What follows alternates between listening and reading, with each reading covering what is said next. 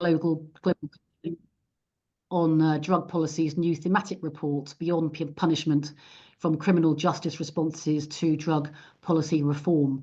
This adds to an important body of work already published, totaling 13 thematic papers and 5 position papers.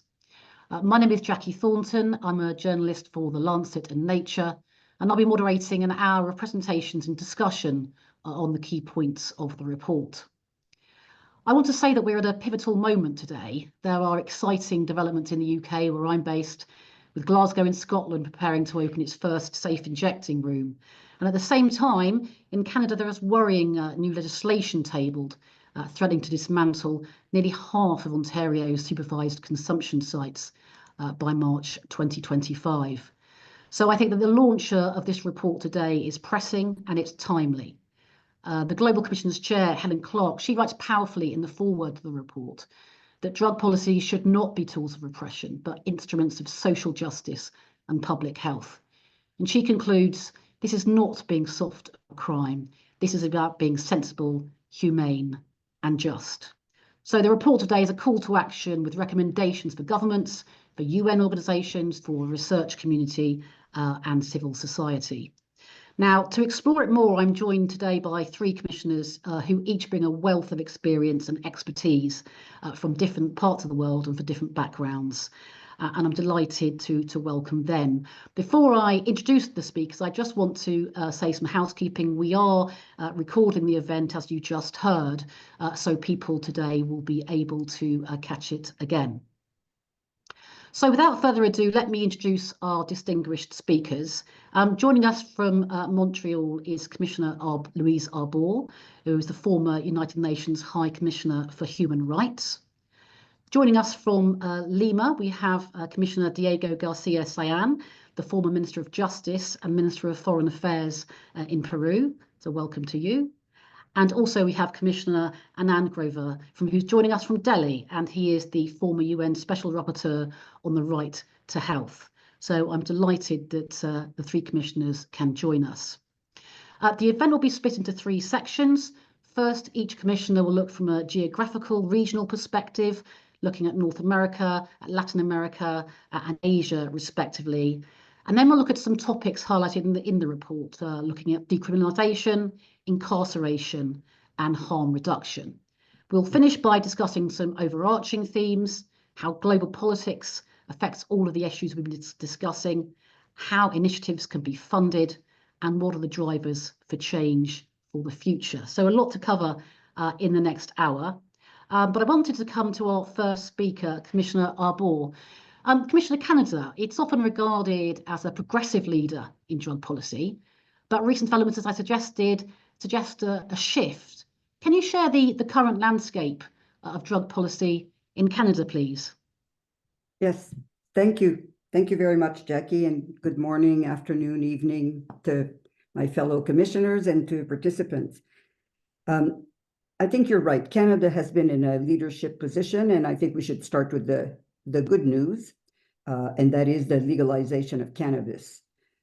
This may have been seen as a modest step in drug reform, but I think it has many aspects that carry very valuable lessons for the work we're trying to do more broadly. So this was not just decriminalization, it was the full legalization of personal consumption of cannabis, which took place in Canada in 2018 with a lot of public support. And I think the lessons we could draw from that are very significant. Well, first of all, contrary to some fears, the Third World War did not begin. There was no carnage on the highways of the nation. In fact, if anything, it was the non-event of the century. But I think the feature was several features. Of course, we stopped stigmatizing particularly young people who previously would carry a criminal record for the rest of their life for simple possession or very low-level trafficking in cannabis. But I think maybe one of the most significant lessons for a lot of other initiatives is that because Canada, of course, is a federation, it opened up a lot of different initiatives throughout the various provinces. In Quebec, for instance, cannabis is sold in government outlets or estates, the same way alcohol is sold. In other provinces, it's fully in the hands of the private sector. It's really useful to have a broad-based set of initiatives to draw from. Canada was also in a leadership position with respect to quite sophisticated harm reduction initiatives, from early on just kind of syringe exchanges to full-fledged overdose prevention centers, particularly in British Columbia and then in Ontario. We, of course, have fallen victim to a wave, not only in North America, but elsewhere, of sort of pretty extreme right-wing politics that carry ideologies of repression, punishment, big investment in law enforcement. And so as a result of that, I think both in British Columbia, but particularly in Ontario, we are now seeing a pushback against these kinds of community-based health harm reduction initiatives, health-based initiatives. It's particularly unfortunate because it comes at a time where the opioid crisis is still full-blown. It has, in Canada, there have been over 40,000 casualties since 2016, I think. So we're talking about lives at risk, reaching into a broad-based sample of communities, from young people, people who've had long-term dependency issues. So the pushback in Ontario now is very severe. Fortunately, it has led, I think, to a mobilization of civil society organizations, particularly people operating in the healthcare system. So, and the answer, I think, has to be that if they are negative effects to some of these initiatives, most of them are related to other social issues that need to be addressed. That is homelessness, mental health, and other public health related issues. So their response for those who are skeptical to harm reduction initiatives is not to back off from that. It's to do it, to do more and to do it better, to integrate support services, social services. So I think Canada is in part a good news stories, but a lot of concerns today. That's a fantastic overview. I really appreciate that. Thank you very much indeed, Commissioner Arbour. So let's move to a little bit further south to Latin America. Now, Latin America is historically, it's been seen as a supply region in global drug policy. Commissioner García-Sayán, what's the current situation in Peru and Latin America more broadly regarding drug policy? Hello, I'm very pleased to be here. And hello to you and to my fantastic colleagues. No? Of course, there are a lot of matters and problems which are more or less the same in every country. But as you have noted, the condition of a producer country is particular to places like Colombia, my country, Peru, which and Bolivia, in which the growing of coca leaf takes place. But at the same time, right now, Brazil, of course, the huge country, Brazil, is one of the major cocaine consumers in the world, much more than many European countries. No? So what has been happening in all these years, of course, a major social impact in context of peasants producing coca leaf, which is an old-time production that comes from the Incas. No, it had nothing to do with cocaine, and it's legal to grow coca in Bolivia or in Peru.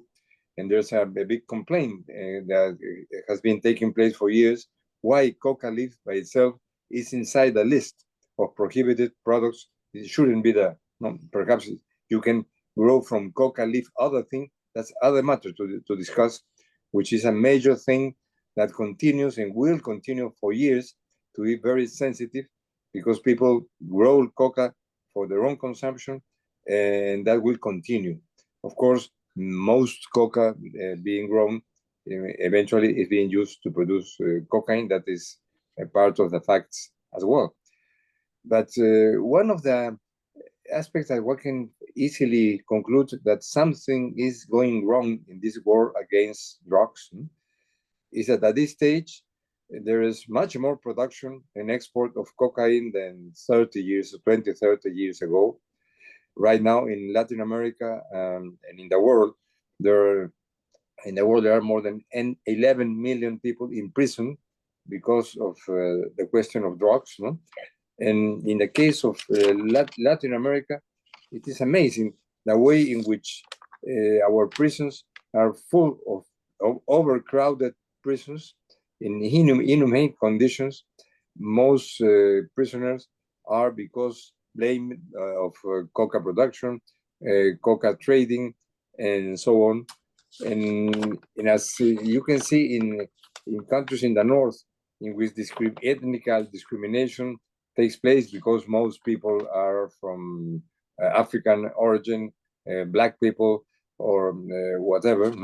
But what we see mainly in Latin America is the way in which women are specifically affected, which is a problem that, of course, is not only Latin American, but you can see that a big country as Brazil, 62% of women in prison are because of drug-related offenses, in which everything is considered a criminal offense.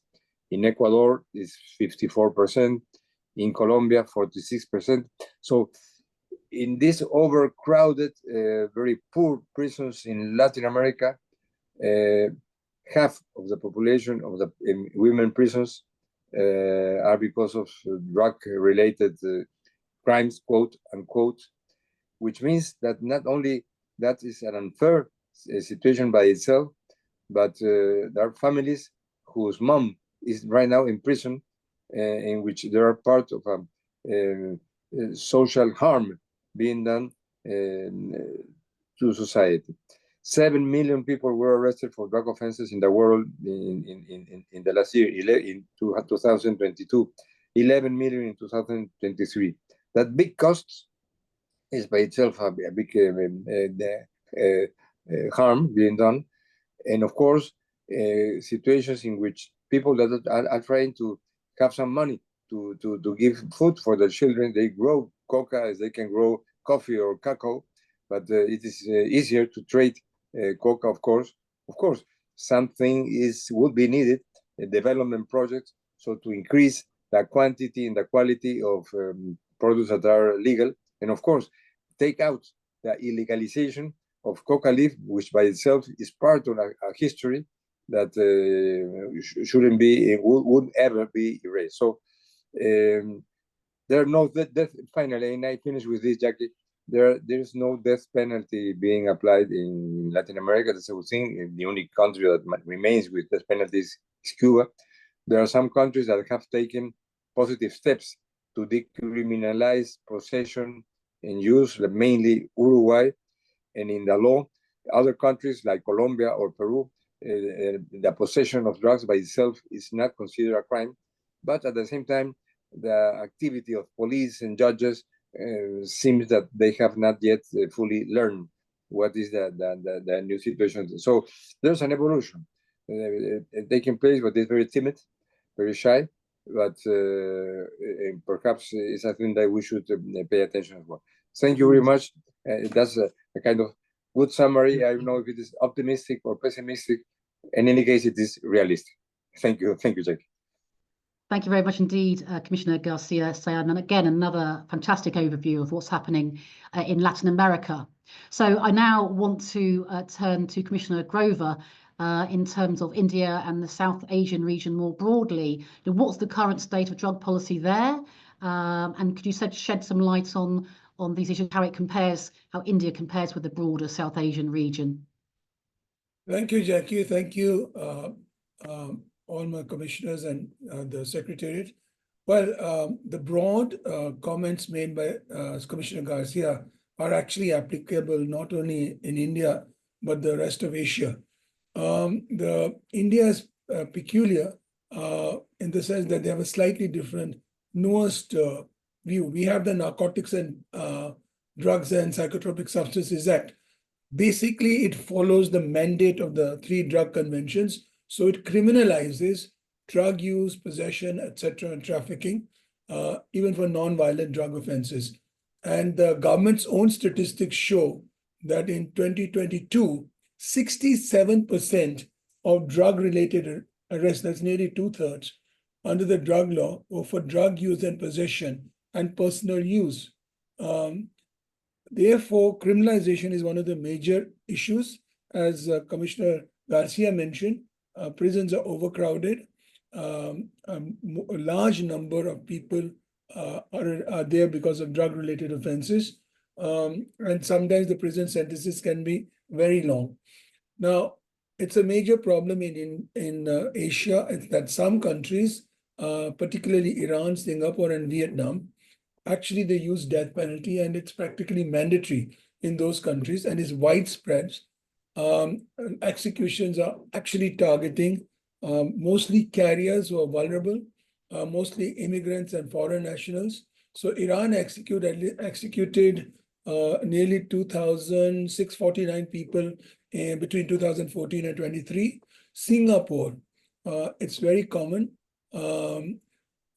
So these extreme measures actually create more and more prejudice. And of course, they violate all international human rights principles. But we have seen some progress also on the death penalty front. In fact, Pakistan actually abolished death penalty for drug-related offenses. In India, we don't have mandatory death penalty. They did introduce a law in the last decade imposing death penalty mandatorily. In fact, we challenged it from the Lawyers Collective, and then the court held it was discretionary, and they followed it by law. So now it is discretionary for a judge to impose death penalty for drug-related offenses, provided it's a second offense involving what is called a commercial quantity. In Bangladesh and Sri Lanka, drug-related offenders face harsh sentences, and that's the broad regional context. Therefore, there's a strong need, as the other commissioners have said, and the example that has been followed in the US and Canada and Thailand, to decriminalize at least cannabis and actually move away from criminalization, go towards decriminalization and harm reduction to improve public health. So death penalty has to be removed, and India can take a lead in that, because there is a lot of talk now in various circles, but unfortunately not based on human rights, but because of commercial reasons. A lot of industrial enterprises, seeing the success of money making, as it were, in drug decriminalization, especially of cannabis, are actually trying to persuade the government to decriminalize possession and use of cannabis for recreational use. Anyway, for medical use, it is permitted under the law. Most of the drugs under the Narcotics and Drugs and Psychotropic Substances are actually available for medical use. It's the non-medical use which is actually criminalized, and therefore we need to move away from criminalization, especially initially for cannabis. In fact, cannabis is not at all harmful. Traditionally in India and South Asia, we've been using cannabis, and in fact, there is one day in the year where the Hindus actually drink bhang, which is the leaves of cannabis, and that's legal, by the way. And so we have to go back to our ancient roots and actually decriminalize. It's the whole notion of criminalization is, in fact, if I may say so, a Christian imposition, because alcohol, which is more deleterious to health and creates more accidents and offenses, is legal. And so is smoking, which is very harmful to one person. But cannabis, which is actually medically useful and good, for example, it actually heals pain. It's an appetizer, and there are so many medical uses. Now they're becoming known, because we actually stopped doing research for a long time because of the cultural issue. Unfortunately, like in homosexuality, Indians imbibed the Western cultural notions, Christian notions, etc., and they started saying, no, it's not good for us. and now we have Commissioner. to educate ourselves to Thank you. decriminalize. But it's widely used, but it's Yes. criminalized, so it's not good. So the shift, I would say, from decriminalization for decriminalization, moving away from criminalization, actually is very, very important also for public health Yes. and harm reduction. Harm reduction actually in South Asia and etc. is used mostly in the context of HIV and transmissible diseases, not as a public health measure for everything. So, So with that, Commissioner, thank you very much. thank you, Wes. We'll come on to some of those broader issues later on, but thank you very much indeed for that overview of the differing situation in Asia. Now, it comes to me to sum that up, and I'm just going to quickly say, obviously, fantastic to hear about the success in Canada with that legalization and not the carnage, as you said, that they thought it might be, but that because of pushback from certain elements and concerns over homelessness, there has been some pushback. But so now, more important to actually have more public health measures rather than fewer. Very interesting to hear in South America, Latin America, about the impact on indigenous rights and how that needs to be carefully and sensitively looked at. But also the impact of women, particularly in the harms that come in terms of incarceration. Those very startling statistics about the number of women in prisons in Brazil, etc. Huge numbers, 62% drug related. But also positive things in terms of the death penalty, no death penalty. So that's one aspect you said was a positive one. And then coming to India, where huge incarceration for people with possession, and how there needs to be this push and course for decriminalization, especially with cannabis, and for all of the public health arguments that Commissioner Grover mentioned. So lots there, and lots of good success stories, and lots of things where policy needs to be really worked on. So I want to press into some of those questions in a deeper way now, and we want to talk about initially about decriminalization, which the report emphasizes, as we've talked about. Commissioners have mentioned this as a key solution. Obviously, we see what's happening in Canada. Commissioner Arbour, can you just elaborate a little bit more on why it's such a crucial step for drug policy reform? Yes. I think after having heard what Diego and Anand had to say about the impact of prohibition, rates of incarceration, and including recourse to the death penalty for some drug offenses, it may seem overly ambitious to try to promote the idea of decriminalization drug use. It seems maybe overly ambitious and maybe too radical. But if we come back to the fundamental questions of why we want to prevent drug use and how best to do it, if we were starting from a clean slate, right, with no 60 years precedent of prohibition, including recourse to criminalization and extreme penalties like imprisonment for drug use, would seem the radical position to take. And in fact, the burden would be on those promoting criminalization to make their case, and at the very least, advance arguments for its effectiveness. And I think we just have to think of, has anybody ever suggested that we should criminalize and imprison people who smoke tobacco or drink alcohol? And yet we've put in place all kinds of measures to discourage people from harming themselves with the consumption of harmful substances, including the abuse of sugar. But there's never been a suggestion that these personal consumption substances should be criminalized and people should be put in jail. So we would require a lot of convincing evidence, I think, to advance that model. Well, actually, we have the evidence, and the evidence is it doesn't work. After over 60 years now of coercive, prohibitive measures, including criminalization of personal use and so on, we know where we stand. There are more drugs today that are more lethal and cheaper and more people consuming than when we started on this pathway. So I think that even though it seems like a radical position to advocate decriminalization, if we pause and start from first principle, I think the burden should be exactly the opposite. And in addition to that, I think it's really critical to talk about the harm of criminalization. You know, we've already heard from Diego and Anand on the targeting of unpopular minorities, precluding people who would want to seek medical assistance from reaching out because of fear of criminal prosecutions. I mean, the evidence is overwhelming that prohibition and criminalization has a terrible cost. So it's a relatively simple case to make. It is proven to be ineffective in its own terms in achieving what it seeks to achieve.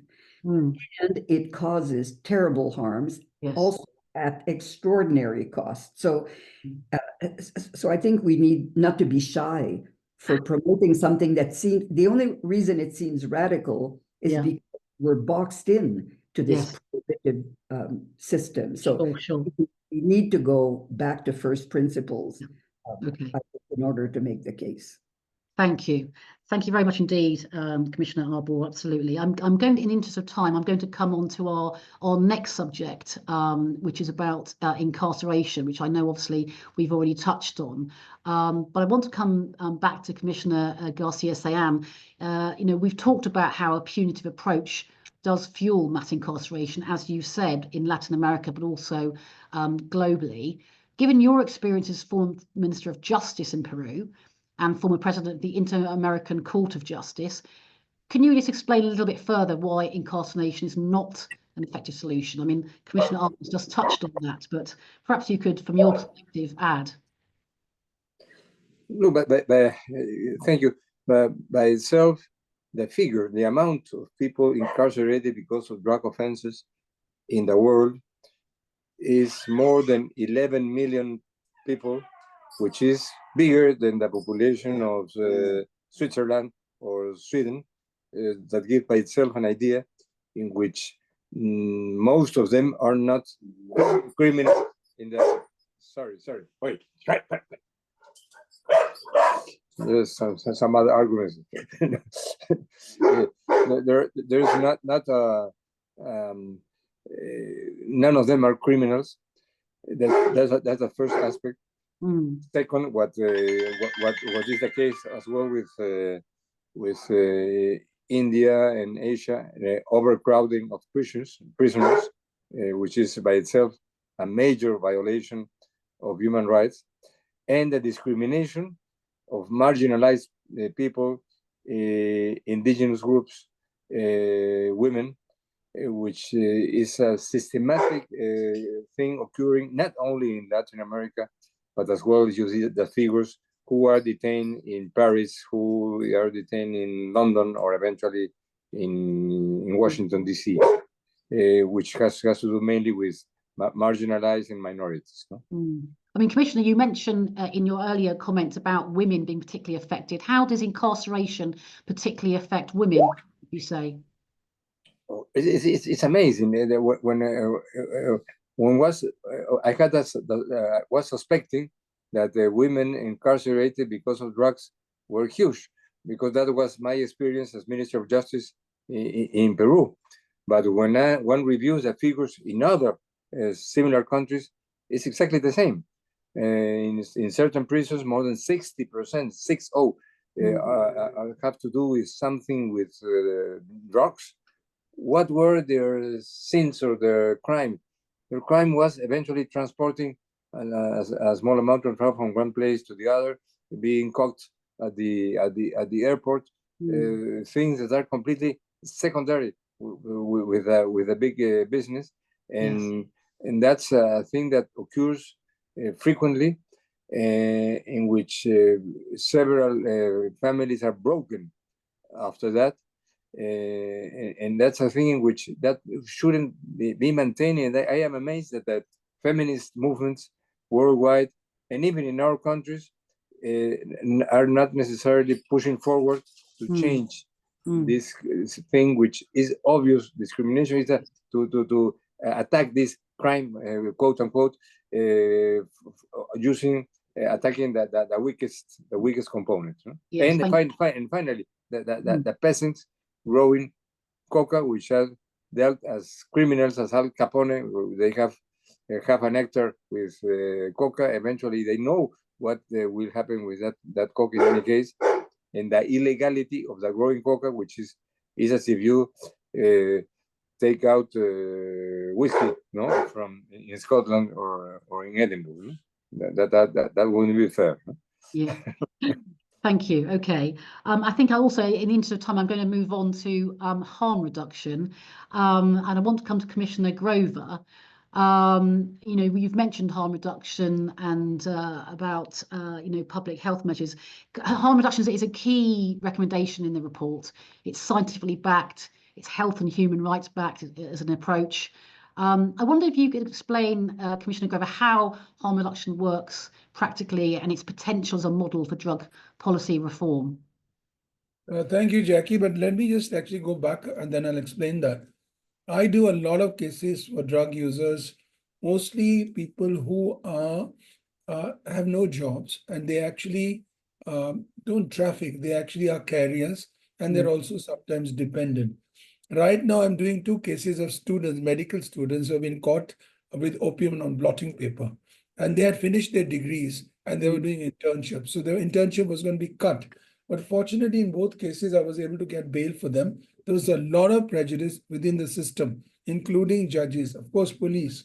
We have imbibed that prejudice and stigma from the other countries, a colonial imposition, if I may use that phrase, and taken it as our own culture. So you face a lot of prejudice. But how does a person in a country like India or South Asia or Asia, for that matter, become, a person who's actually caught in the net?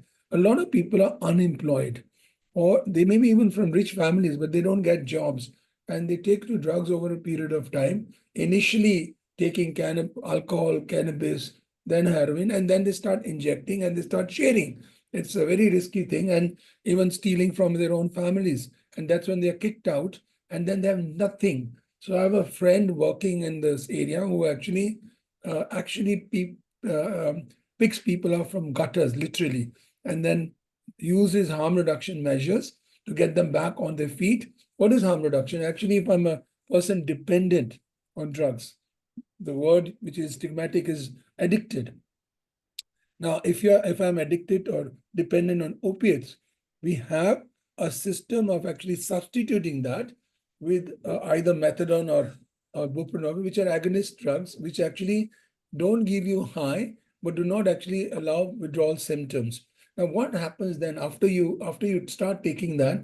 You are not a layabout. You can actually start working. And a lot of people who are dependent on drugs actually lose their jobs. And the harm reduction measure is also a measure towards getting a person on her feet to get her back onto a job and then start working as a normal human being. And that has actually succeeded in large number of cases. So they are actually get into the mainstream of society. But for that, you have to have positive, proactive measures, which actually does that. So the government, in case of HIV, does harm reduction, but not generally for drug use. Now, not only that, as you know, harm reduction is actually, the principle is that you don't actually question the morals of the person who's using drugs, but say that, look, if you do actually start using needles or sharing needles, you'll be transmitting communicable diseases like HIV, hepatitis C, etc.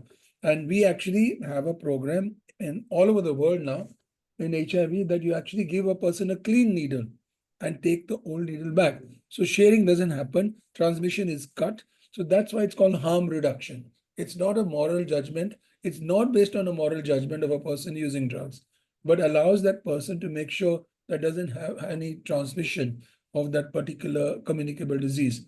And it's a very effective measure, not only for cutting the transmission, but also for getting the person who's dependent on drugs back onto their feet. Now, I must actually caution that, in fact, the persons who are caught using drugs, only 10% may be dependent. So that's one thing that we have to be always very cautious about. But the thing is, why should a person using drugs be criminalized? That's the fundamental question. There's no need. We are spending, according to our report, $100 billion. That's a huge amount. It's only next to arms manufacturing, which is indulged by Western nations.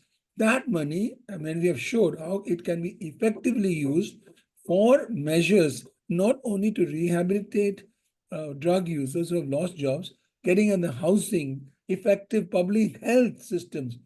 The least funded sector in the developing countries like India, etc. India is now a fairly good health system in terms of free health for a lot of poor people, but we need much, much more. And if we actually stop wasting money on police, what it involves, it's actually trying to get traffickers. Of course, traffickers are never caught because in all countries, they are partly in league with the politicians. Let me be very frank. So we are actually only catching people who are dependent, stigmatized, minorities, etc. And we can spend a lot of that money, which is going for war on drugs, to actually get better housing, better health system, better education. We are just wasting money on the war on drugs, which, as Diego and Louise have said, has completely failed. Every year is going up. The number of drug users is going up. The number of people incarcerated is going up. But still, we think we can actually succeed in the war of drugs. There's been a bit of a change in the UN ODC, but effectively, for us in India and actually Latin America, it's ironical. Culturally, we use drugs for recreation, coca in Latin America, cannabis in India, even heroin. But because of the imposition of the British, actually not the British actually allowed safe use in India in the old Opium Acts, etc. But it is the war on drugs actually started by the US. Ironically, the US has given it up. So like in homosexuality and same-sex relations, they gave up their laws which criminalize these activities. We thought it is our cultural activity and we are imposing it in even a more harsher manner, including places like Singapore, etc. Singapore is very, very difficult situation, but fortunately Thailand has gone towards decriminalization. And but let me also say a caution. One of the things that I think Mr. President Trump is going to start is actually try to reverse this, because a lot of people in the US who I talked to, the middle class people, they were saying, oh, now we walk along the streets and we can actually smell drugs. So let me stop you there, because we're going to be talking about the global situation and politicians such as him in a couple of minutes. So thank you very much indeed for that on the success of harm reduction.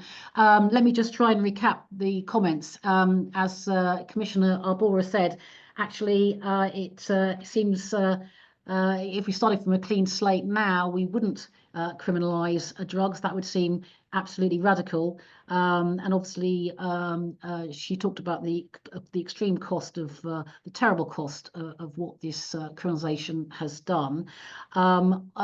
Commissioner García-Sayán has talked about the huge numbers, 11 million people incarcerated in the world's prisons for drug offences, particularly affecting women, at huge cost, simply for transporting drugs in many cases, and how that cannot be the right way forward.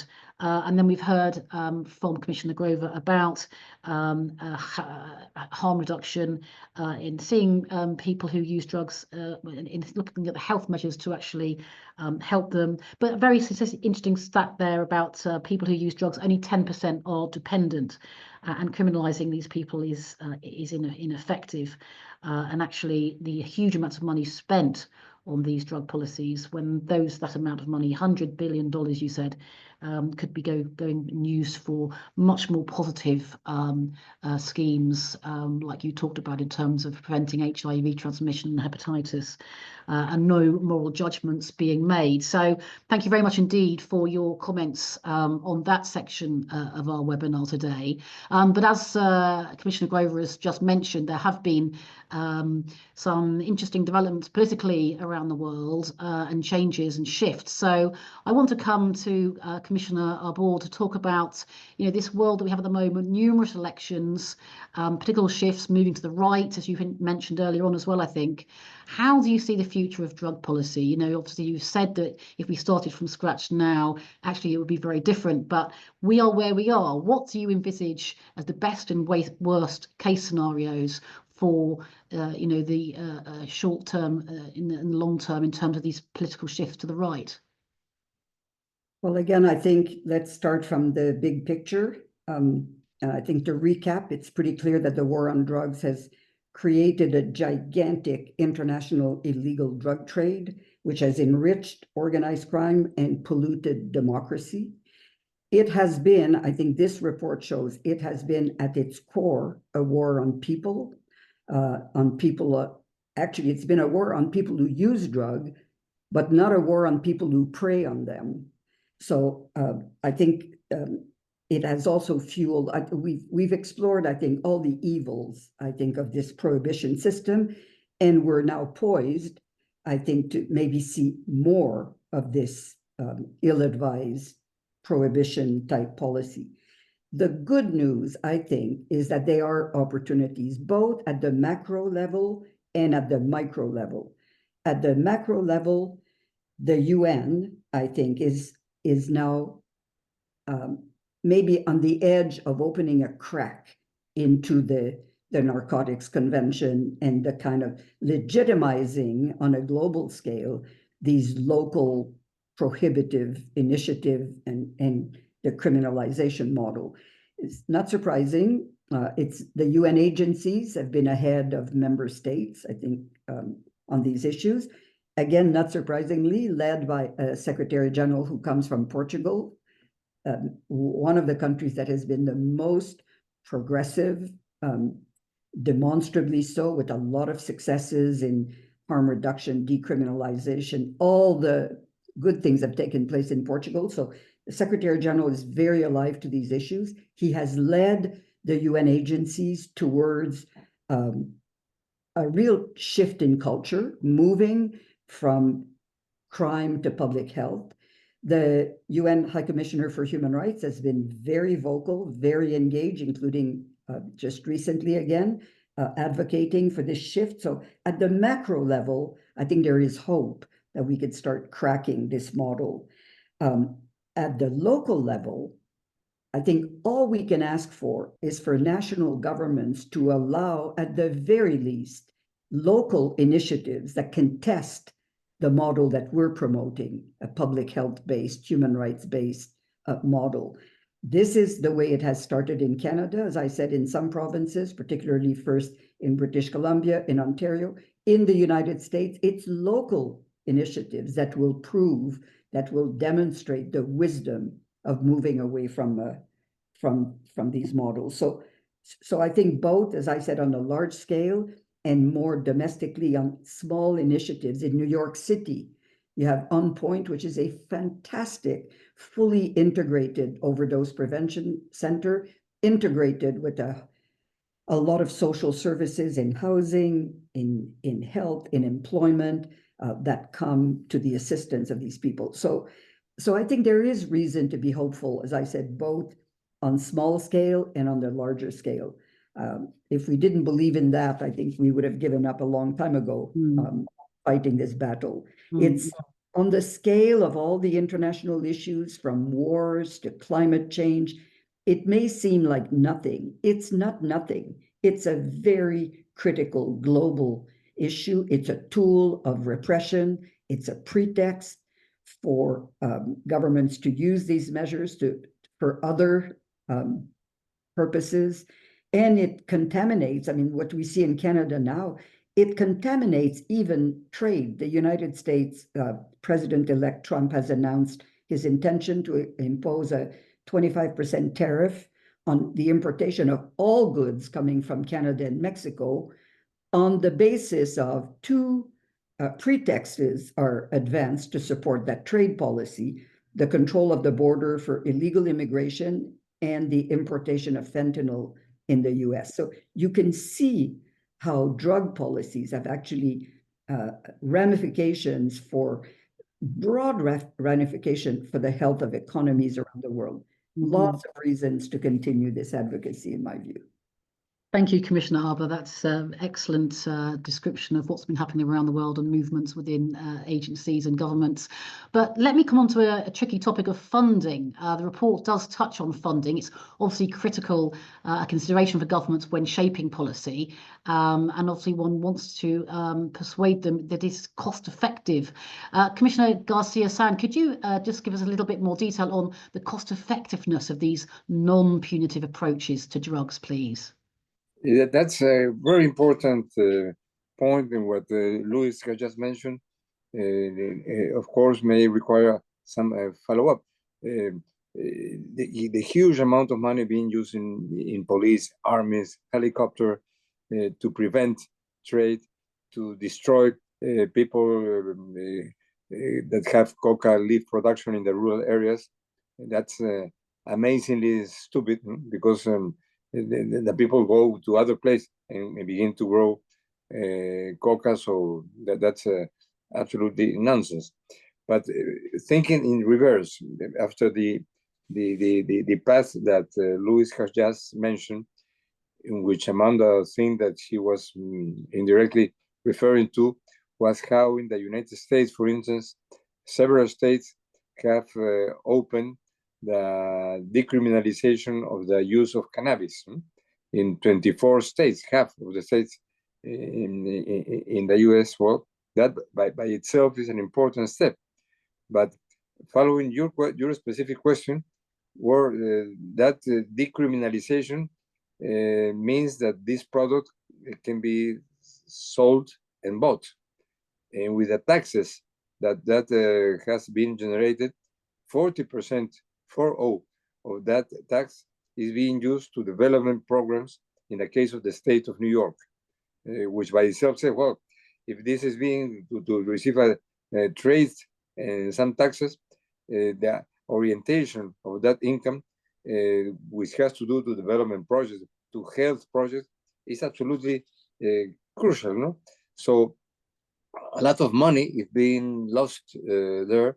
Of course, happy that everybody is being drugged around the world is not the matter, but weak drugs, as my friend Grover has mentioned, is absolutely a thing that India can live with that, no? And many countries can live with that. Today, the decriminalization of cannabis consumption is a fact that is included in the law in Uruguay. It's a ruling that has been taken in Colombia by the Constitutional Court. In Peru, the criminal code theoretically doesn't criminalize consumption or possession of drugs. That thing that has not been fully understood by police or judges, but that's a matter that can be part of a major process. But I think what we are contributing to the world with our reports and the work of the Global Commission, I'm very glad to have been invited to be part of it, is to open a debate, to open a discussion, to say, well, what we are promoting for has to do with public health, has to do with health of finances, has to do with common sense. There are a lot of risks and dangers that have to do with public security. If we have prisons, we need it for other guys, no? For the real criminals, which are in many cases in the governments. No? So that occurs as well. No? Okay.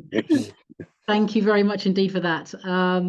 Okay, well, let me come on to our last questions. I mean, this has been we have been talking about it to some extent already, but marginalized communities, they are disproportionately affected by punitive drug laws. We've heard about women, we've heard about indigenous communities. I'm sure there are many more, homeless people. How can we break this vicious cycle and shift the approach? And that's my question for Commissioner Grover. How can we break this vicious cycle? Well, the first thing is to actually, as others have said and shown examples, you start with decriminalization.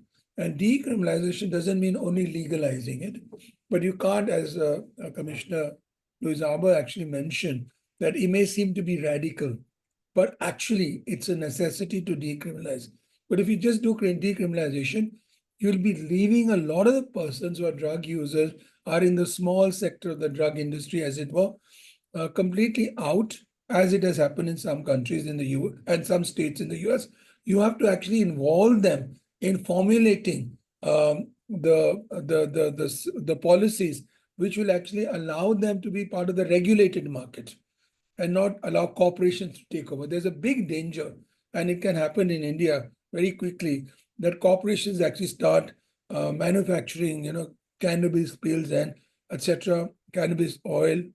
If you decriminalize cannabis initially, which may be on the cards in the near future, but the persons who are actually being affected by drugs as drug users or carriers will be completely left out in the cold. Once you actually decriminalize, you actually have an industry which will be paying huge taxes.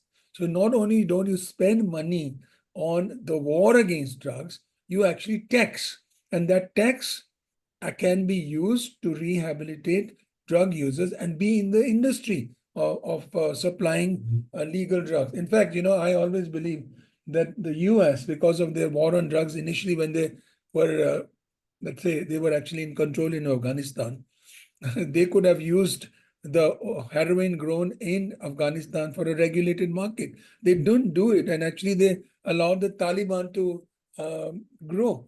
So actually, if you don't regulate the market, as Louise said, you actually allow criminals to come in. So regulation of the market is very important. So decriminalization is important. I always say, who are the biggest beneficiaries of criminalization? The warlords, the criminal warlords love criminalization. They love it. The moment you decriminalize, they are the unhappiest people. So you can actually get rid of the drug warlords in every country by actually decriminalization of drugs. So you get a lot of money, as Commissioner Garcia has mentioned. That money can be used for a lot of beneficial purposes, including education, health, etc., transportation. One of the things now is, to have good transportation for people to move up in India, so they can actually get employment in different sectors in different parts of the countries. So education is very, very important for the growth of a country, because the moment you start educating the girl child, you see a change. A huge change occurs in the family. But criminalization actually uproots the person who is criminalized and also the family. They actually become impoverished. They are also now going to think about how to earn money. They are always veering towards criminalization because they have no other choice. So a lot of times I find my clients saying, what else do we do? Because we are targeted. And we are targeted because we are a particular community.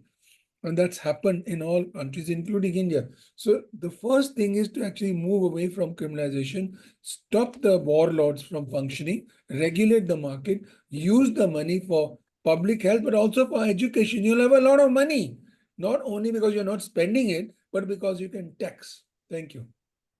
Thank you very much indeed.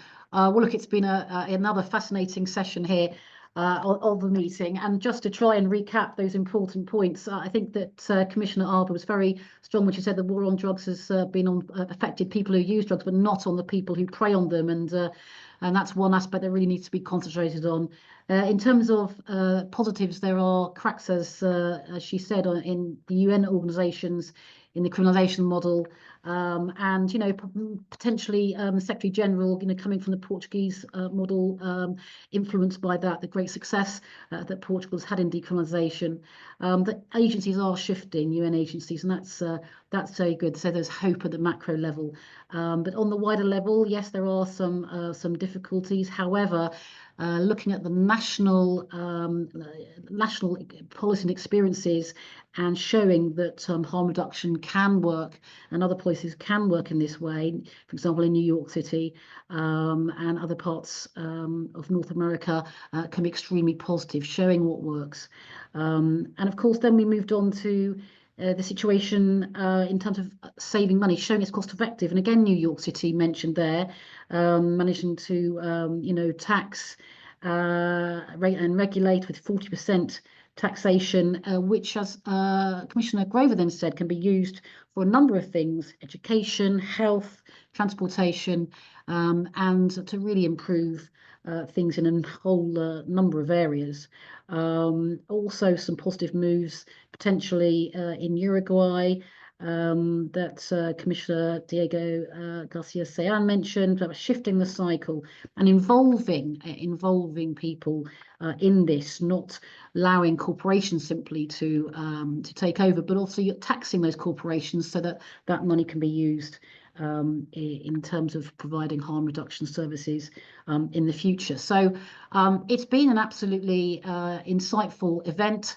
I do thank the commissioners for their active contributions. It's been a really important contribution, and I can see the comments on the chat that you've all been agreeing and been enjoying it, and saying it's a stimulating hour. Of course, the report, it's a long report. There's lots more information in it, and I encourage everyone to read it. It's on the website. The link to the report is in the chat. It's available in English, of course, but also in French and Spanish, and it will be available in Russian by February.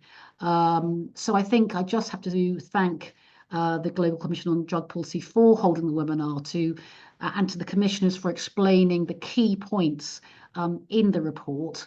As I say, lots more to read, but I do thank them very much indeed for joining us and to stay connected. Thank you, everyone. Thank you. Thank you. Thank you very much. Thank you. Bye, Diego. Thank you all. Jacqui, Adios. Luis, Anand, nice to be with you. We share a very important matter that I hope that our report, as has happened in the previous years, will have some impact to begin to reorganize some thoughts and change all the damage that this war on drugs has brought to the world. Absolutely. Well, I do appreciate your eloquence, all of you, in bringing this to light. So thank you. Thank you. Thank you. Goodbye. Bye-bye.